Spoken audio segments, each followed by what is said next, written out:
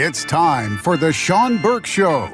Sean's been seen on the Today Show and quoted in the Wall Street Journal, LA Times, and many more. Listen now as Sean interviews guests and shares his views on politics, current events, coming economic disruptions, and much more.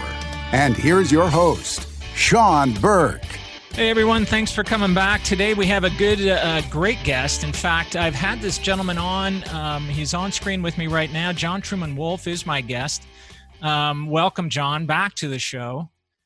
Thanks for having me, Sean. Delighted to be back. Yeah. Yeah, we did this once before, you and I. We did a show, boy, I think it's way back towards when I started, back in 2017, on the financial crisis of 2008-9, and you laid it out. And I'm going to let you tell us a little bit about your background, but I want to tell everybody what we're doing today. Today we're going to do a show on the situation with the WHO. I think everybody who has watched any news has seen that President Trump has defunded them, at least for now. And I just want everybody to take a step back and breathe for a second, because we're not doing the show because all of a sudden Donald Trump decided to defund them.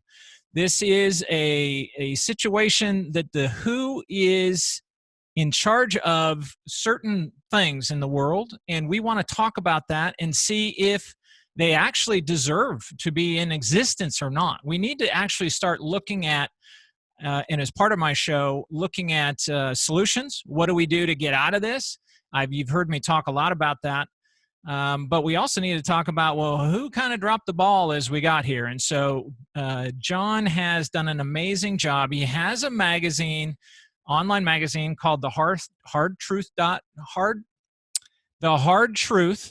and you can find it at thehardtruthmag.com. There is a free issued this month about the WHO that I am sending out to my subscribers. And by the way, you can go to my website at seanburke.net and you can subscribe. That's where you need to subscribe in order to get these kind of extra things I send out to you. There's a form on there. There's also about 150 shows that I've done on there. So you can go there and subscribe, and you can have this sent to you, and also you can subscribe to John's magazine throughout the year. So also this goes out as a podcast on SoundCloud and iTunes and whatnot. So we are now doing this video, so it's going to be on YouTube and probably Facebook. So that's kind of the setup. John has an amazing background that I want him to just share with us a little bit. I know you have banking background. I know you have quite a bit of interesting background, John. So give us that so the listeners understand who we're talking to here. Sure. Well, academically, I went to school at San Jose State and got both a BA and MA in history there. So I focused on American history. I taught at San Jose State for a brief period of time, and was about to go to Berkeley to get a PhD. And my dad, who was in the retail business, came down and talked me out of that. So briefly in the retail business, and then went into banking. At the time, jobs for teachers were very thin, and so I got into banking. And I was with a bank in the San Francisco Bay Area for some years. I was got up to the senior credit officer there. I trained all the loan officers and so forth. And then later moved down to LA to the Los Angeles area, and became the regional vice president for a bank in Beverly Hills. Both of those banks, not big Wells Fargo, B of A types, but independent banks, have since been bought out by other banks. And so, you know, I had a good background in banking. And from the bank in Beverly Hills, I connected up with a partner of mine, an old friend of mine named Kevin Burke, same last name as. It's a good last name. I like it. Great guy. Anyway, we formed a business management company in Los Angeles. Business management is kind of a niche industry in LA and New York. We handle the business and financial affairs of entertainment people. So actors, actresses, producers, directors, screenwriters, all of those professionals that are working usually have a business manager, and so that company, collects the income. All the bills come in. We pay the bills, do the taxes, oversee the client's lines to their insurance, their mortgage, their all that kind Sure. of thing. Because their entertainers are on the road. If it's a recording artist, on the road. Um, if they're shooting a TV series, they're on the road. That kind of thing. So I did that for 20, 25 years. And then about a decade ago, I retired from that company, Wiseman and Burke, and that brand is still up in Los Angeles, and started writing. And so there you go. I mean, I've Well, been doing. how does the Hard Truth Mag, because you're kind of an investigative writing and when you come into the Hard Truth Mag. So how is that just a bent you have, or what is that? That's a good question. Yeah, it is kind of a bent I have. I started when I was a banker, among other things. I started looking into the World Bank and the IMF, two global organizations that have now become predators. These organizations are not good. Their product, what they produce, is indebted nations. Um, and anyway, I started researching them, and I started writing a bit about them. And I guess it is a bent. That's a good word for it. So the writing that I do at The Hard Truth, but one focuses on finance and investments, but also periodically I dig into government corruption, abuse. Um, I am vehemently opposed to government surveillance and write on that subject. And more to what we're going to talk about today, this situation, of course, which is in everybody's face and is something that has never happened in, I was going to say my life, that hasn't happened, this kind of Yeah. world pandemic. And some information came to my attention, and I started writing on it. So Okay. I write fiction books. I've got a detective series. I'm kind of mid the fourth novel in that series, and they're a lot more fun to write. And then I've written on the global financial crisis, which we talked about on your show a few years ago. Um, and that book was the #1 Amazon bestseller. Did very well. And Great. I've written, other books on matters of finance, but the magazine, The Hard Truth, keeps me focused on day-to-day matters, both in terms of finance and investment and political matters. Good. Well, in this issue that you sent just the other day, that again is going out to the subscribers, and if they want the issue, they can go to hardtruthmag.com. Anybody listening, you brought up the Who. Now, I had seen this obviously pop up on the radar because the press is all over it, and unfortunately, right now, it seems whatever the president says gets there's an opposite voice that screams very loud, no matter what happens in the White House. And that is politics in America, whatever it is. That's not, again, why we're doing this. I think it's important for us to start, John, with what is the Who, and what was their original function supposed to be? Well, they're a global organization set up to protect the international community against the kind of thing that we're experiencing right now. The epidemics, pandemics, they're supposed to be, I was going to say, on top of these things. If there is evidence of an epidemic starting somewhere in the world, they're supposed to send folks in, help disseminate the proper information about the situation, and help stop it. They're supposed to be nonpartisan and dedicated basically to the health of the world. That's their mandate without reading it off their website. And they were started by the United Nations. Didn't this get? We're talking way back in 1945 or six, correct? 40, yeah, late 44, 40s, something like yeah, that. late 40s. That's right. Yep. So they were started, the World Health Organization started to be the watchdog around the world to help protect the nations of the world from infectious disease. And I think it's important that we lay out that, I was looking at this conversation we're going to have. I think that people, I'm going to be frank with you. This thing has kind of hit me in I skidded a little sideways here for about 3 weeks going, wait a second, my entire business dried up. I can't go outside. We have unemployment skyrocketing, and I'm looking at this, and it's just if for a while there I was, and then yesterday I woke up and I became enraged.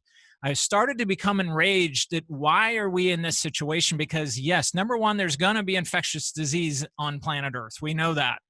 And we do have organizations that absolutely should be watching that, and including our government, including our intelligence agencies, including not relying necessarily on the WHO to tell us what's going on, because we are the most powerful country in the world. We need to have our own communication out around the world knowing what's going on, but that's beside the point for the moment.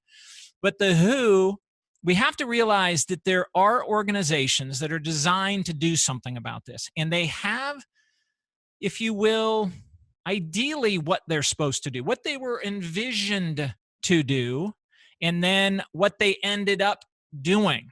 And I think that it's important for us to frame this at, let's talk for a minute of ideally, what would an organization, and not like the WHO, what should an organization called the World Health Organization do in an ideal situation when there is some kind of a pandemic or an infectious disease that's going to hit the world? Let's just talk about it for a minute so that we can then get a difference about what actually occurred, so people can understand that there actually was a function they should have done. What are your thoughts? And your point's well taken. I mean, most industrialized countries in the world, perhaps all of them, have organizations that deal with this kind of thing in their country. In this case, there was an international situation, and generally those organizations would work in concert with an international organization like the WHO, and rely on it for information. They're supposed to be the experts. It doesn't mean we do nothing and rely on them entirely, but countries do turn to them for information and handlings, depending on what the situation is. So you have, or should have, what's the right word? A good exchange of, synergy of information on, a virus like this. They have virologists, we have them. We and they should exchange information.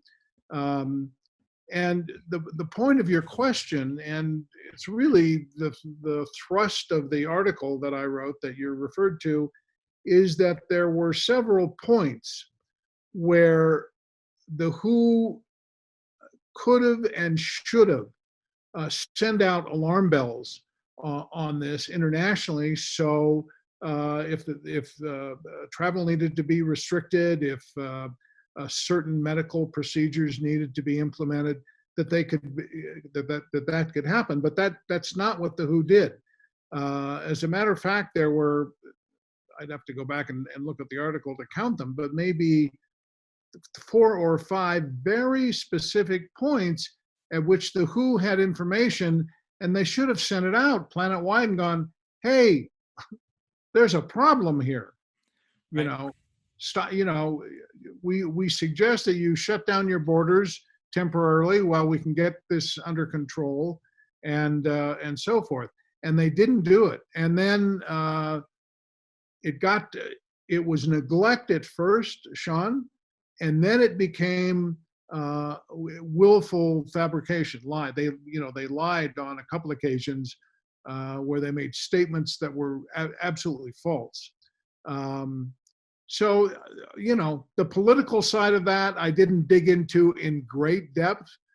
Clearly, the head of the WHO, went to China at one point and met with President Xi there.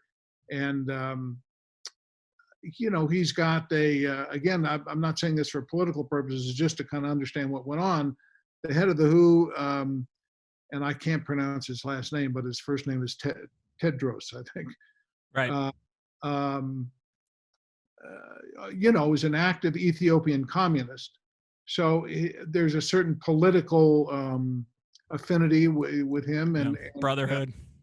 Brotherhood, that's a good word. And so, there's accusations that he withheld information because of that relationship. I don't know if that's true or not. Maybe it is, maybe it's not. It doesn't make any difference to me. What makes a difference to me is the guy had a job to do. Right.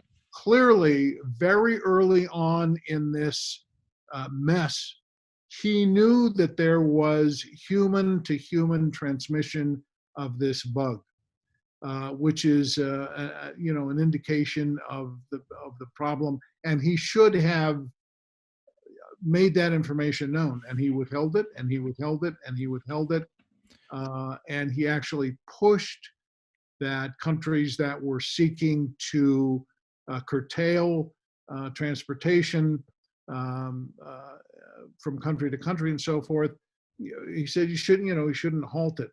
Right. So he kind of pushed the things that would enable the disease to spread. So it went from withholding vital information to actually lying about it.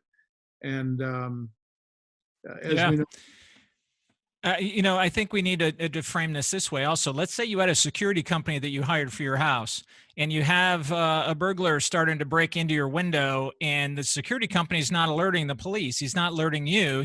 They're just sitting there watching this happen. And eventually the burglar gets into your house, and then they're in the house actually ravaging things, and you've come home and you call the security company and go, hey, there's someone in my house. Oh, really? Well, thank you for letting us know. Well, you should do something about that. Would you not, this is my point is, would you not fire the security company? That's the simplicity of this. We have given the WHO, I think last year was $560 million the U.S. Put into the WHO. The U.S. is the biggest funder as far as I understand. And looking back 10 years, I was just reading an article. We have overfunded the WHO by a billion or two over the last 10 years. We've actually given more. So when you think about the investment that the U.S. has put into this organization, the head of the organization is a communist that is, well, we'll just stop there. That right there doesn't get me excited. And we didn't get the results that we needed in terms of this thing. As soon as they would have let people know that this transmits between humans, there should have been, especially with how quickly they started starting to move, there should have been more. Even a week. There's a week of time that they delayed because internally it sounded confused. 1 week on planet Earth with people flying around can make a massive difference. They have to move very, very quickly, and they didn't. So I think the question is, why wouldn't someone step in and go, look, we're not paying you anymore. You're fired. Well, exactly. And the security company analogy that you made up, in our example, they go, hey, leave your windows open. It's not. Yeah, you should have them open. Yeah. Yeah. Don't lock your windows, because everything's okay. And to take the example even further, Taiwan, which recognized this very early on, implemented the correct procedures. Yeah. And Taiwan has, they have not needed to shut people in. They've had very, very low statistics. And they tried to share this information with the WHO. They did share the information with the WHO, and the WHO did nothing with it. Right. So the point is, there were actions that could have been taken, that were taken in the case of Taiwan, that shut the thing down, had it contained. The WHO knew that and did nothing. So the security company should definitely be fired. The president, I think yesterday, shut off 123 million, 143 million, something like that, which was I don't know, it was a payment that was due. That organization gets billions and billions of dollars. And to jump a little bit earlier, Sean, in 2013, 14, 15, there was an Ebola epidemic. The WHO knew about it in April or May, and they did nothing until August and let this disease ravage Africa and other countries. So this kind of conduct is not new to this organization. They are, in my opinion, criminally negligent. Yeah, that's, this Taiwan, you bring up Taiwan. I read a great article on the fact that Taiwan early on had their knowledge sources in China. Of course, they're right next to China. They have a lot of people flying in and out of China. And so they immediately knew something was going on and was checking it out. China was telling them, no, there's no situation. And of course, and literally Taiwan ignored it and knew that they weren't going to trust China, who's been trying to bring them back into the fold for decades anyway. So they're not going to trust China. And then the WHO is saying, oh, no, there's nothing going on. And Taiwan has not been allowed into the WHO because China has blocked them. And so Taiwan has also thought, we're not trusting the WHO. So they went ahead with their own. They disregarded the two major organizations that were at the forefront of this and shut things down and temperature checks and all the things they did. And I think that the tally of death has been less than 100 people in the country or something. It's just an unbelievable number without shutting down their society. So, I wish we would have disregarded all of that information and jumped in sooner, but it doesn't make sense that we have an organization, especially with Ebola and now again, that we sit and we fund with the amount of money that we're talking about, $500 million just from the U.S. Yeah. It's why would we allow an organization? Now, I'm not saying we shouldn't have something like that in the world, but this organization isn't doing the job. So I think it's important that we take it out of politics and just look at it from a standpoint of what you feel like you would want to get your money's worth. And do we feel like we got our money's worth out of the WHO? There doesn't mean that they're the only ones to blame either, by the way. I'm not saying that there isn't anybody else that should have jumped on this sooner, but the WHO, it is their absolute function on this planet, and they did not do the job that they should have done. Yeah, absolutely correct. And yes, there's plenty of quote blame end quote to go around, and it's not the focus of your show, but I mean, No. China issued false information. They withheld information. China itself, aside from the WHO, so they exacerbated the situation as well. But it was, as you point out, and as I pointed out in the article, it's the WHO's job to do this. And they not only didn't do it, they did the opposite. And so in terms of giving them money, absolutely. And I agree with you. There should be an international organization that, helps countries around the planet in situations like this. It's just that these guys now, with two major epidemics, pandemics, have shown themselves to be incompetent, and they should be replaced. That's all. You should move it. It should be moved under the UN or some body that can act expeditiously, because these guys just don't do it. No, they from what I read, and anybody that is subscriber to the New York Times, I read them and I read the Wall Street Journal and I read other sources. And the New York Times, unfortunately, when it comes to almost anything Donald Trump speaks, the New York Times makes sure that they have a counterpoint. And on the WHO situation this morning, they absolutely had a big article saying how horrible it was, and then the WHO was trying. And then you go into the article and they say things like, well, they admit that they were confused, but, it was a confusing thing. Basically, those are the kind of things that they say in the article. And we have to understand, everybody, I think we have to just back up and understand we are in the midst of an unprecedented disaster on Earth.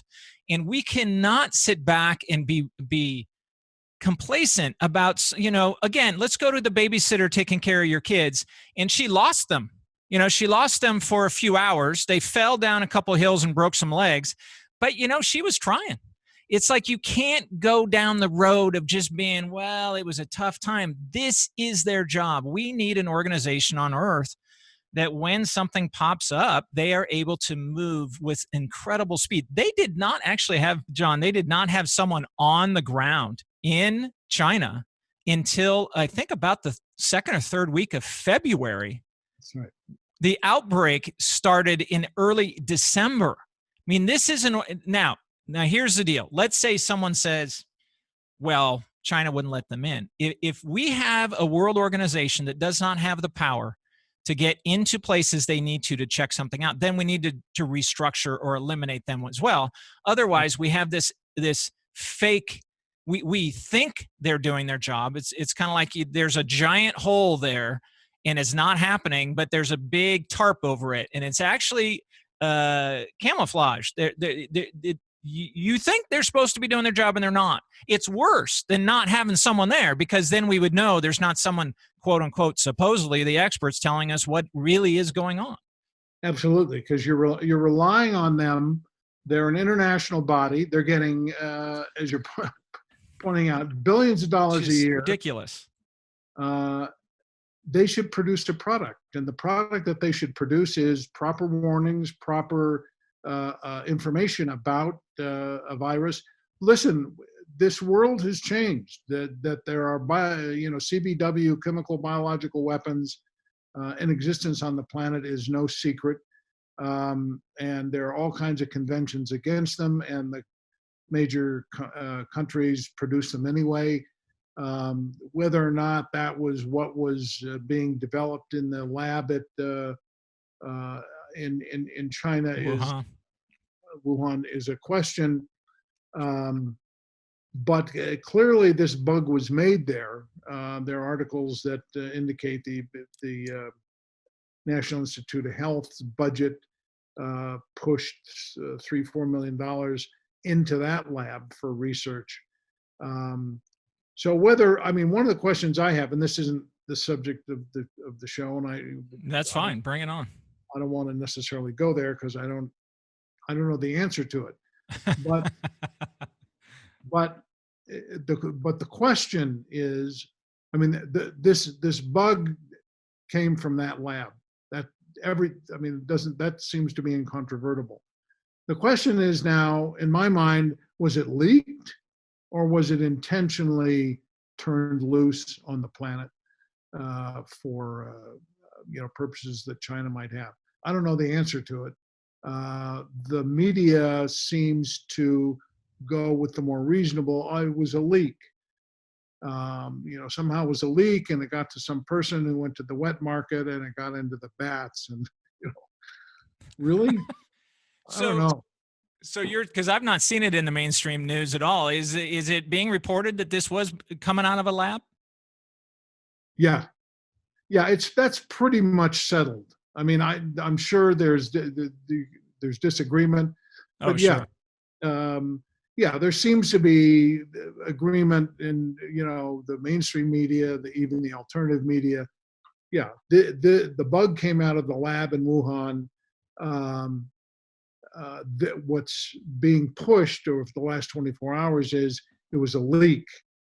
I don't know. Maybe it was a leak. Maybe it was worse than a leak. But however it started, here we are. You go back to the subject here. The WHO made sure that effective action was delayed in many cases. Well, if you bring up the idea, let's go on the premise that this was leaked. It actually plays better into the fact that the WHO drug their feet, because China then would certainly have wanted to contain this. If it's coming out of a lab within their country, they absolutely would not want this to be out, and it's a big problem, because if it gets out and it's a big problem and it leaked from their country, that's a big deal. So, and I know that the WHO, China has become more and more friendly and involved with the WHO.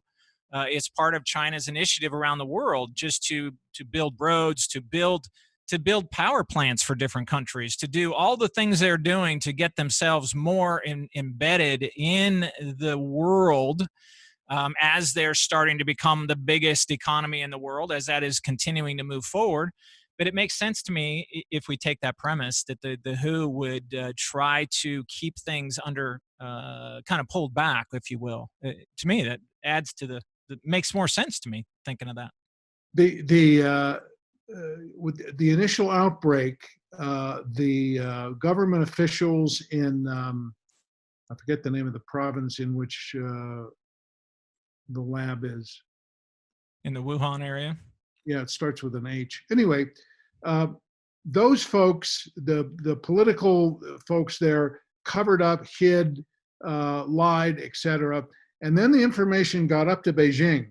And to Xi's credit, he came down with a hammer.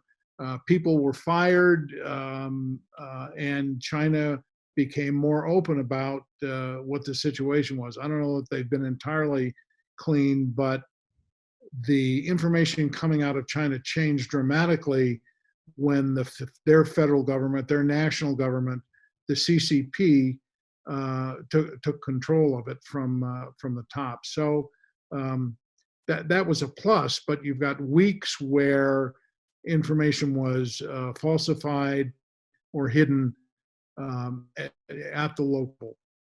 Yeah, and imagine had the word gone out even at the beginning of January, that this was more severe than they were even at all letting on, would have been a much different scene. You're listening to John Truman Wolfe. He has a magazine that I suggest you'd look at. It's called The Hard Truth. You can find it at thehardtruthmag.com. I am going to send out this issue. It is a free issue that he's putting out. And I'm going to send this out to my subscribers. You can always subscribe at SeanBurke.net. You can always write to me at heysean@SeanBurke.net. And this show goes out on WSMN 1590, as well as out on the internet, on YouTube and on Facebook and on Twitter. It goes out as a podcast and now a video. And it's also a radio show. So WSMN 1590 is out of Nashua, New Hampshire. Great, cool, independent AM station there with incredible owners, Bob and George. Looking for some, these are good guys. They asked me to do a show there, and I've been doing it now for over 2 years. Really like it. So, all right. So let's, John, go into the next step. I'm curious from you. We've just dumped trillions and trillions of dollars of our money out in the world. Other governments are dumping trillions, they don't have the ability to do what we do, but cumulative, the amount of money from these other countries, everybody's starting to dump money out there. You're in the banking business. We've talked a lot about the dollar and all the different things we've talked about. This is a crazy world out there. We have had an incredibly huge debt being driven up. I went around the country in 2016 trying to fight that. And here we are. I don't know how many trillion now we've just now spent in the last 35, 45 days. What's your 4 trillion? We're at 4 trillion now. Okay. Well, that's good. It's a nice round number. So what's your thought? What's your thought as a banker, as a finance guy, a guy who watches these kind of things? Well, the first thing is, making sure people are safe and healthy and so forth and so on. I mean, that's kind of where that's step number one. Sure. That aside, I am very concerned about what the economy. I mean, we've got the Fed's balance sheet. They're just printing the money, Sean. Yeah, they're just going crazy. Printing it and sending it out. And on the one hand, if you're somebody and you're out of work and you're going to get a stimulus check, or your business is going to get an SBA loan, you're thankful. If you look behind that, the debt has gone up. The national debt has gone up trillions in a matter of weeks. Yeah. The government's debt annually under the Obama administration and the Trump administration both has been about $1 trillion a year. Over, you're saying? spending $1 trillion more right. than they take in. If I didn't make that On clear. average, yeah. Yeah. So, I mean, the way the government does their financial planning is they go, okay, what are we going to spend this year? War, welfare, how much? So this year it's, $4.5 trillion. Okay.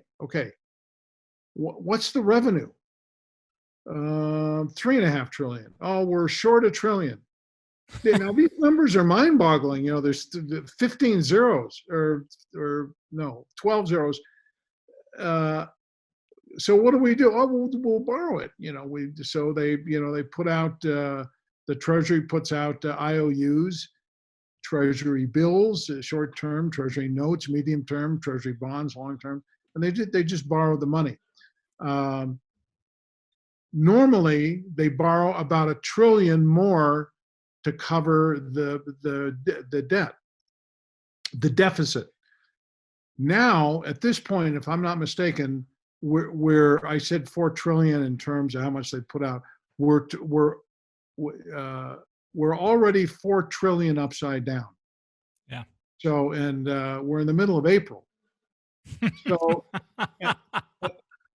and you start to look down the road, and I don't think anywhere near the full effect of government unemployment, or not government unemployment, the unemployment that exists. I mean, the numbers being thrown around are about a third of the people out of work.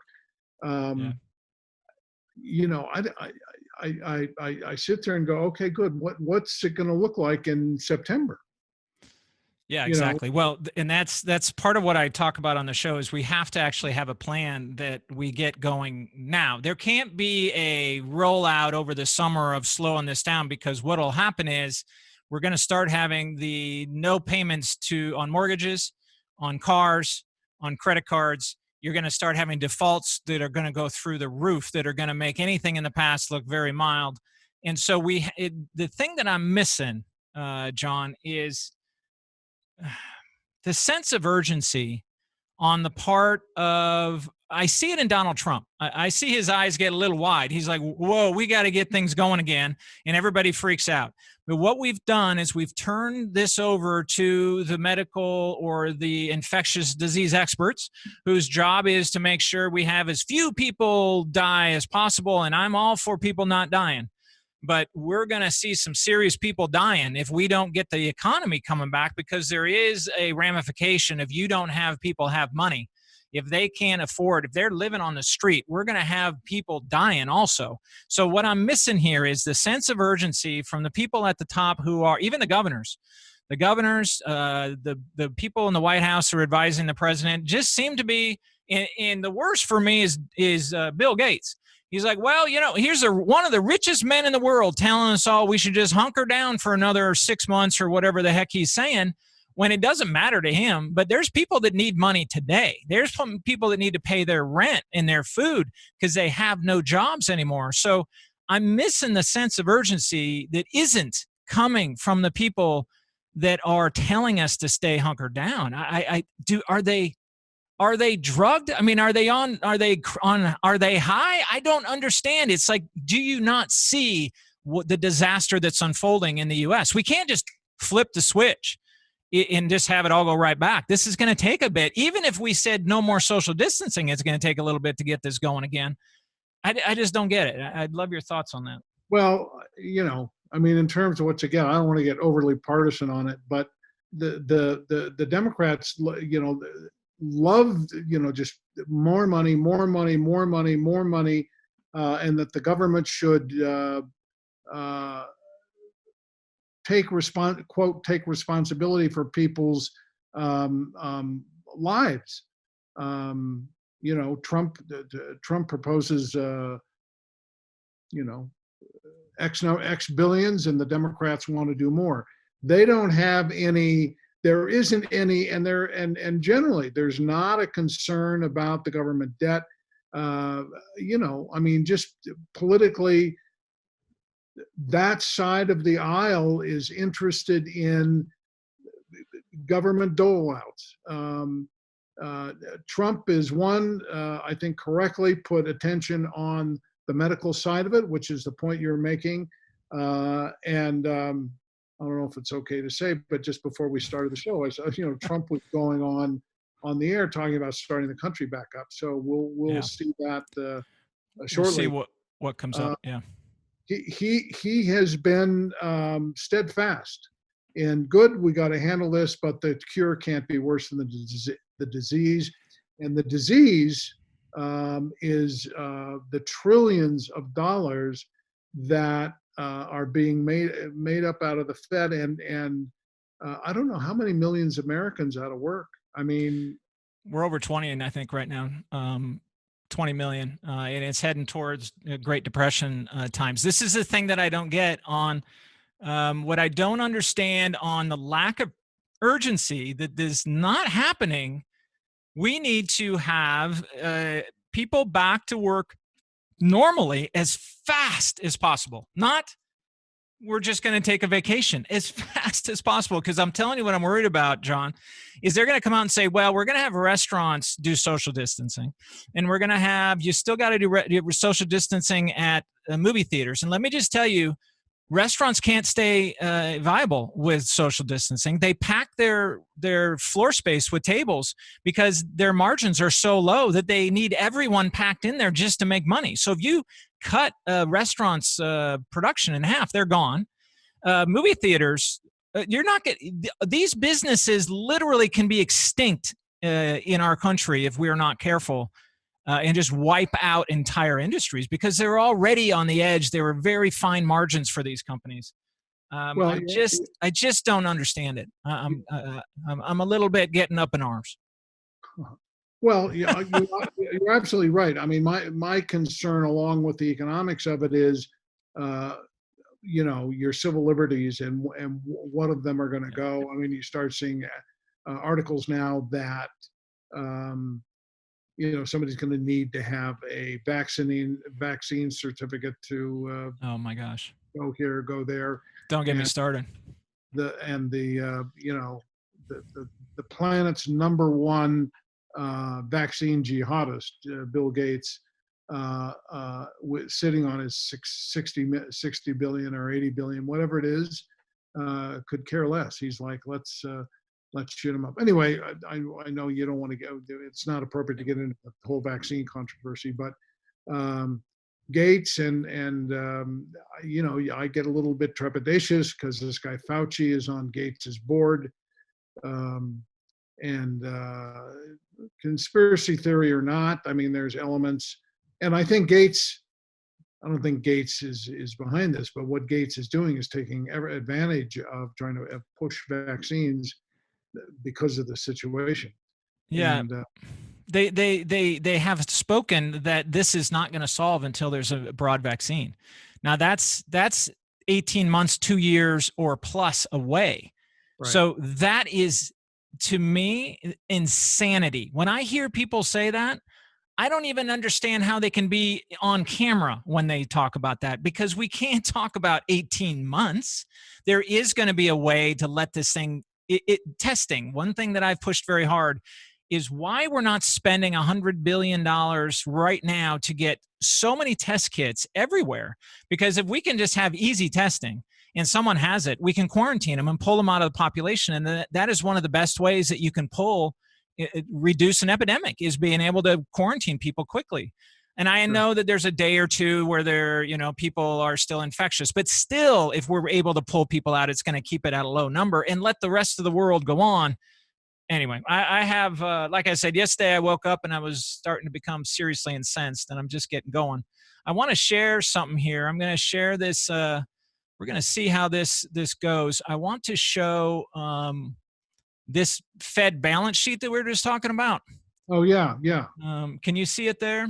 Yes, I can see it. Yeah. Look at this number over here. Look at this.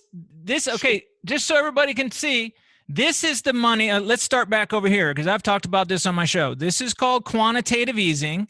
This is when they started dumping money out after the 2008 and 9. And you can see how gradual this is. Oh, we're going to go up. Now, if you remember, we started around 800 billion And then we got up here after some years to around 4 trillion. And then now, you know what they started doing is they started pulling this thing back. They're going to sell the way they do this, so everybody knows, is they buy bonds, U.S. bonds. They buy the bonds and dump the money out into the market. So now they own the bonds, but yet the cash is out there. So when they want to reverse it, they go back in and they sell the bonds and take the cash off the market. So here we go. We're bringing down their quote unquote balance sheet. And then all of a sudden coronavirus hits, and we're talking right here is February 26th. It's at 4.1 trillion. And this number up here is April 8th. It's at 6 trillion. I mean, look at the spike, $2 trillion. I mean, you got to laugh at this, John. $2 trillion has been dumped onto the market in, what was this? So we're around March 4th, in a month. $2 trillion.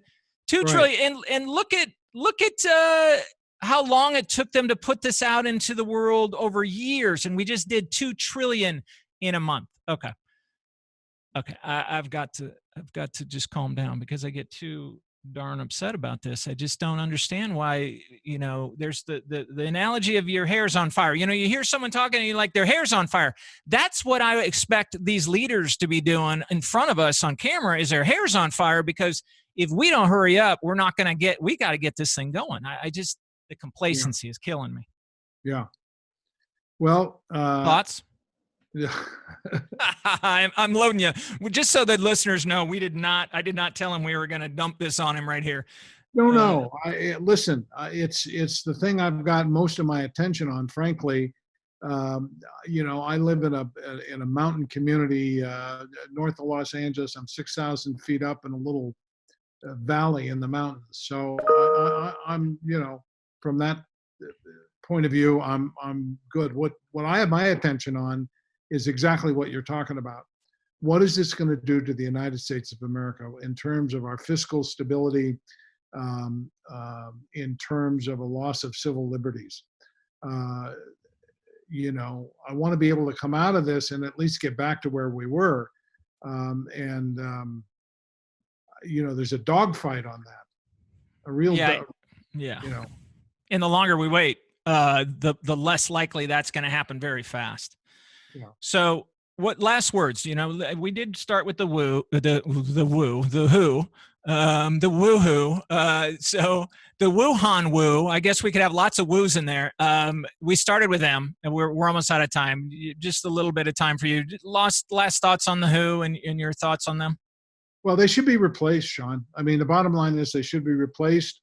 An organization that has those functions should be under the control, say, of the United Nations to start with, at least, that they can act and set up in a way that they can act immediately.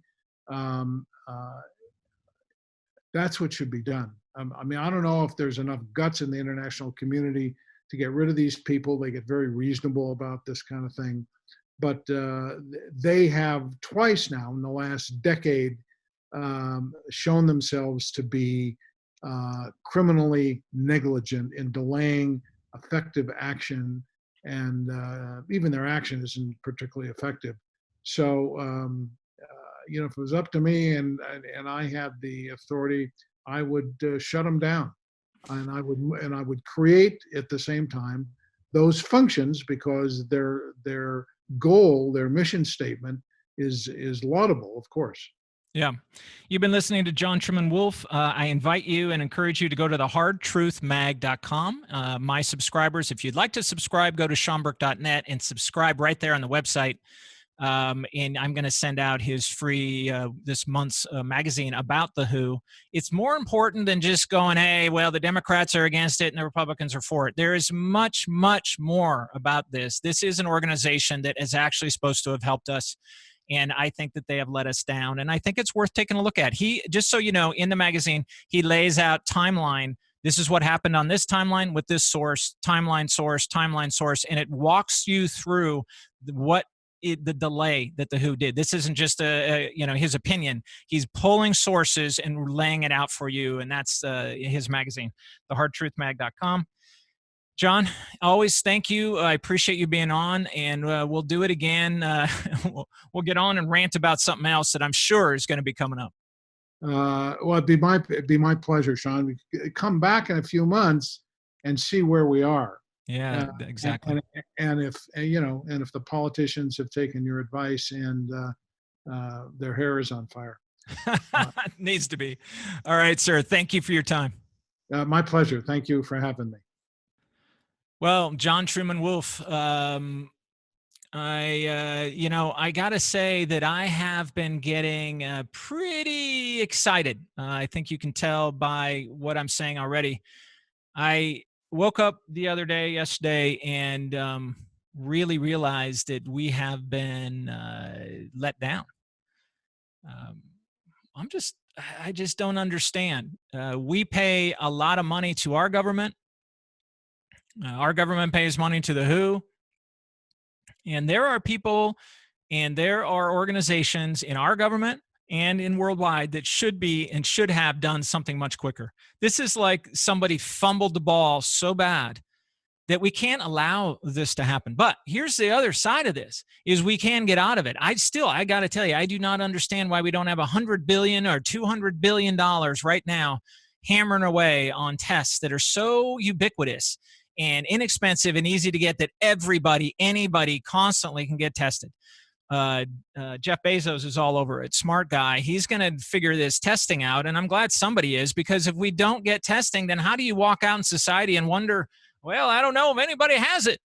But if we have testing, then we can actually test people. If they have it, you just quarantine them, and away we go, and we get rid of the coronavirus. The way to get rid of it is you have testing and also simple solutions. I guarantee you there's simple solutions out there. Have you heard of proning? Google that, proning, as far as treatment for COVID-19. That's out there, and there's others coming. So we just have to get back to work. Where's the sense of urgency? All right, that's it. Thanks a lot for listening. You can listen to this as the audio on WSMN 5090. It goes out as a radio show on iTunes and SoundCloud. You can get all the other shows I've done at SeanBurke.net. You can write me at heysean@SeanBurke.net. So please be safe, be good. This is a time to reach out and be a very good human to others. Just reach out and email them and text and say hello. All right. Thanks very much for coming along. We'll talk to you the next time. Bye-bye.